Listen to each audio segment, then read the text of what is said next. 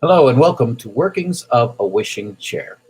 For those who don't know, Wishing Chair Productions is the resident puppet theater at the Nashville Public Library in Nashville, Tennessee. This is a tradition that began in 1938 with Tom Tishner and his marionettes.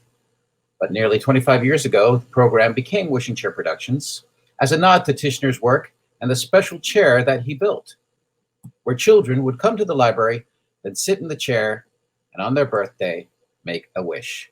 And that is why we are called Wishing Chair Productions. Thanks for joining us. I hope you like the show. Hello, everyone. I'm Brian Hall, also known as the Professor.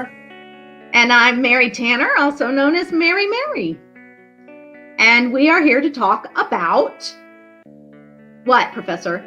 Workings of a Wishing Chair. This is our first episode in our documentary series, adapting a story into a puppet show. Well, that's right. Yeah, that's it. That's what we're going to talk about. So here we go. Our program started in 1938 with Tom Tishner and his puppets. And then almost 25 years ago, it became Wishing Chair Productions as a nod to Tom Tishner. Now, the thing about it is we have this marvelous history. And what we do is we create puppet shows based on literature and music. And for us, the story is the most important part. The story has to be right. And the puppets are the vehicle used to tell the story. That is correct. Now, there are elements that we work with when we're creating these scripts for these puppet shows. And some of those elements are transformation, surprise, and making the show pretty. Now, what those things mean is that something has to transform within the story, and it needs to be a surprising story in one way or another. And it needs to be nice to look at. So we have all those things. Now, we want you to see something that you've never seen before. And we want to think about what style of puppetry we're going to use that's going to serve the story the best. We've got marionette puppets, hand puppets, rod puppets, shadow puppets, all those things we've used in one way or another with our shows. And there you see Dolly. And there's a hand puppet of an old lady. And there's a little tiny hand and rod puppet, just beautifully made, a little wooden puppet. Yeah. Now, the National Public Library is famous for marionettes because Tom Tishner made so many marionette puppet shows. And so sometimes when people come to see our shows, they're disappointed if we're not using marionettes. But, Tom Tishner had a lot of hand puppet shows as well. And I think they're just forgetting about that. Sometimes we use marionettes and sometimes other things. Right.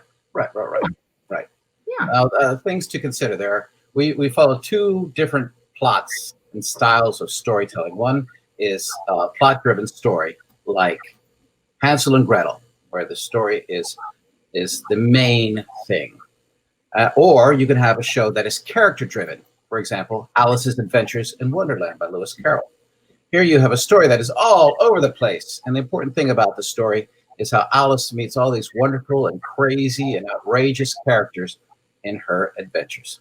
The translation, the challenge is to make the story translate from book to stage with allowances given by puppets, but there are restrictions as well. For example, here's a shot from our production of Hamlet, our introduction to Shakespeare. If you look up near the right-hand corner, you see the smaller hand rod puppet version of Hamlet, and he's talking to the king. The king, the ghost of the king, is as big as the set. We can do that with puppets. In our version of Midsummer Night's Dream, our puck flies around the audience. Now, if we tried to do that with actors, it just would just be too expensive and really too dangerous. But with puppets, we can do just about anything. That's right. Some other things to consider are the fact that there are sometimes restrictions to what we're doing. So you have to consider that when you're writing the script. And one of those restrictions is the number of puppeteers that are available to do the show. Now, a lot of times we only have 2 puppeteers available. So in this picture, there are a whole bunch of puppeteers, but if we only have the ability to do a show with 2 puppeteers, the person writing the script has got to consider that. Also, we have to consider, is our show going to be performed live or is it going to be recorded? And we record a lot of our shows because when we take shows out on the road with our puppet truck, the shows need to be consistent. There are a lot of different puppeteers going out, and we want to offer the same show to all of Nashville's children. So our soundtracks are often have special effects and music on them as well. And if we were doing live, we wouldn't be able to incorporate those things as easily. So all of that is considered. Timing is very important as well when you're writing a script. If you have very small children, you want it to be a half an hour or less. That's about all they can sit for, and it just works best. Now, some shows that's not possible because they're either much shorter than that or they're much longer. We have Lorraine, the girl who sang The Storm Away, beautiful little story, but only 17 minutes long. There she is. There's Lorraine. And also the Celebrated Jumping Frog of Calaveras County, which is a rather complicated adult story that we've adapted into a children's story. Now, that one is also very short. But it works very well for our audiences. Now on the other end of the spectrum, we have String City, and that is our hour and 15-minute long puppet show that tells the history of country music. That's for the whole family, and because it's a whole history of the music of Nashville, it needs to be a bit longer. So we have adapted it to as short as it can possibly be, and that's an hour and 15 minutes. Same thing with Midsummer Night's Dream, where we try to keep the Shakespearean language intact. Just takes a little longer, and it's for a little older audience. Right. And an important thing also to remember is to stay true to the story. This is a picture of our production of The Stonecutter. A number of years ago, we were given a grant to create an Asian-themed story puppet show, and we kept finding the story of the stonecutter in all the different Asian cultures, and they follow basically the same outline. The stonecutter is a lonely man, and he keeps wishing to become different things, and he becomes a rich man, he becomes a farmer, and then he wants more and more, so then he becomes the sun, and then he becomes the cloud, and then he thinks the most powerful thing to become is the mountain. But there's one thing more powerful than the mountain, and that is the stonecutter. And his last wish is not granted. He has to remain as the mountain. In more modernized versions, the stonecutter has learned his lesson, so he gets changed back into a stonecutter and lives happily ever after. But that's not actually the story of the stonecutter. That's not why it was written. It was a cautionary tale, and it's important to stay true to the original theme, which is where he stays as the mountain at the end. Another thing is our Shakespeare series, is Introduction to Shakespeare. Here's a picture from our production of The Tempest, where we use Tom Tischner's marionettes. We also have Hamlet and A Midsummer Night's Dream, and these are condensed versions of these famous Shakespeare plays. We want to stay true to the plot, keep the famous lines, and find a way to tell the story as an introduction. Now, we did have a bit of a challenge with Hamlet in how do we kill the puppets and not make it funny. And we found out a way to do that. And in order for you to find out, you're going to have to watch our puppet show. Oh, goodness. When you're writing a script, you want to make some strong decisions. What we use is the rule of 3. Pick 3 things in your story that must happen, and then write around those 3 things. So for Cinderella, this is a picture of Cinderella, the Tom Tischner puppet that I built the script around these puppets that had been built so long ago. Now, that was a big consideration that I had to build the show around. But then also, we wanted the pumpkin carriage to transform on stage and go across the stage. So I had to build that into my script. Also, we wanted to make sure that we could do this show with 3 puppeteers. So that was a big consideration in how the script was written. Also, the glass slipper had to be seen.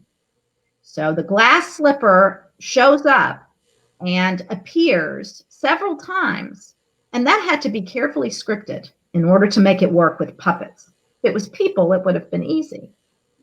There has to be a good internal rhythm in each script, and that means that the audience feels the flow of the story in a very particular way. And that is something you have to be very conscious of when you're writing a script.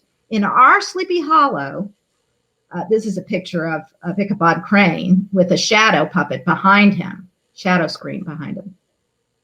Now, when the horseman shows up, the audience has waited a very long time for him when the headless horseman shows up. And that is very intentional within the script. So once he gets there, the audience has been waiting and getting more and more scared. Very intentional on the part of the scriptwriter, who was the professor. Now, String City also has a really intentional rhythm. At the beginning of the story, things are moving a little more slowly and we have longer songs. But as it continues, as the story goes, the songs get a bit shorter and a bit faster by the end. And that's very intentional. Yes. What else you got, Professor? Okay, well, let me just tell you, we want to create a natural arc and a pace to our storytelling. So one thing that I've learned over the years is to focus on 2 events during each story where nothing can ever be the same again once these 2 events happen. One happens near the beginning, one happens about halfway through. Hansel and Gretel is a good example of that. Near the beginning of the story, Hansel and Gretel go out into the forest with the stepmother and their father. And then about halfway through, they meet the witch. And if you focus on these 2 interesting plot lines, there can be created a natural arc in the pace and the storytelling. Another good example, not a puppet show, is the movie Titanic, and most people get it when I explain it that way. In the movie Titanic, near the beginning of the movie, they get on the big boat, and about halfway through, bam, they hit the iceberg. And in both instances, nothing can ever be the same again. They can't go back to the way things were. Oh, goodness. Also, yeah. Another thing is music. Music is a very important part of our puppet shows and always has been here in Nashville, Tennessee, Music City, USA. And we use nearly continuous underscoring in our puppet shows. It's just like if you watch any Disney film, there's almost continuous musical underscoring. And there's something psychological about the music reinforcing the action and magnifying it as well. It affects the mood and the pace of the show. Sure does, yeah.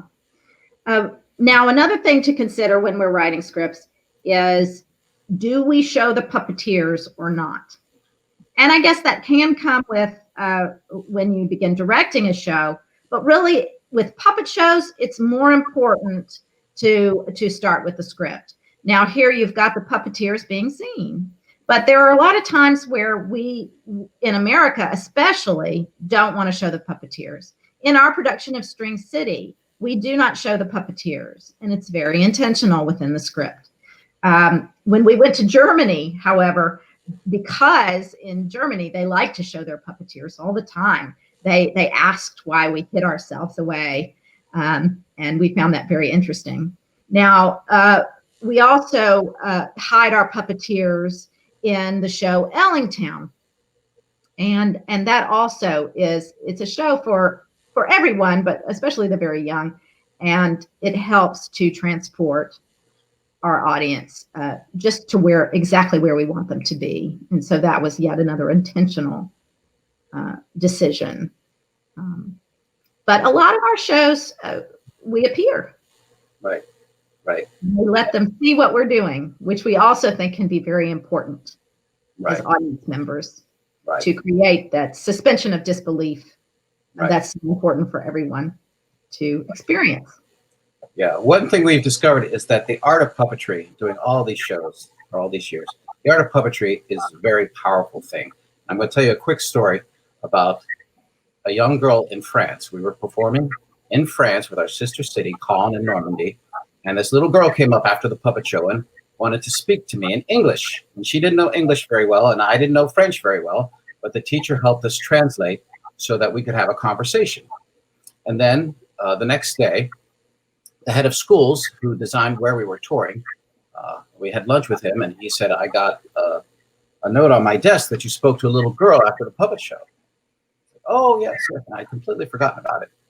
He said, well, that was a class of mentally and emotionally challenged children. And she never spoke at school, and she never spoke at home. And now she's speaking, and they can't get her to stop talking. What happened during the puppet show that made her want to talk?